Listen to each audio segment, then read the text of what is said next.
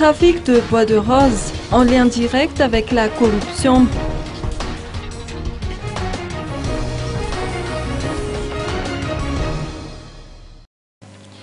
La prolifération des trafics de bois de rose représente l'un des aspects les plus flagrants de la corruption à Madagascar.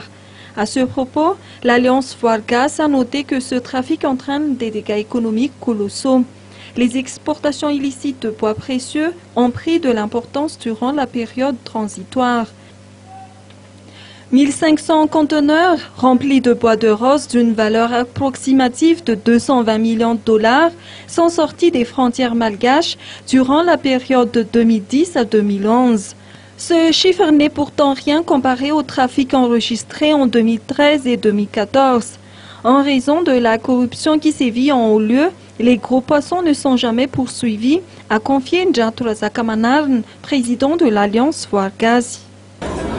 Nous, on demande à ce qu'il y ait plus d'implication de la société civile dans cette lutte.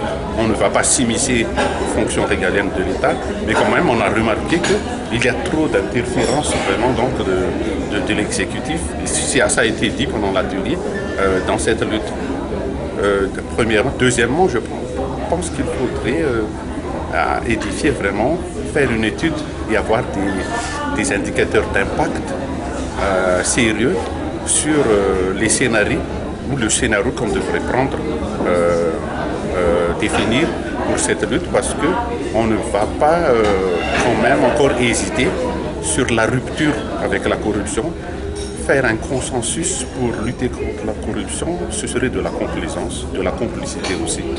Et ceux qui ont le pouvoir devraient pouvoir vraiment décider sur ce qu'on doit faire tout de suite, d'une manière urgente et importante.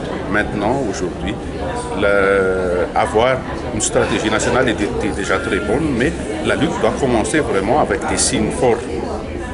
Avec des signes forts sur des sanctions exemplaires, pas seulement à l'encontre des contrevenants, mais aussi à l'encontre des fonctionnaires, d'autres personnes qui sont impliquées à cette corruption. Et il y en a beaucoup qui maintenant, c'est ça qui bloque maintenant le problème, c'est qu'ils sont arrivés vraiment en très haut lieu. Le discours de l'Alliance Foire-Gaz est on ne peut plus clair à ce sujet. Selon elle, il n'y a pas lieu de négocier lorsqu'il s'agit de combattre la corruption en matière de trafic de bois de rose. Des actions s'imposent, a-t-on martelé.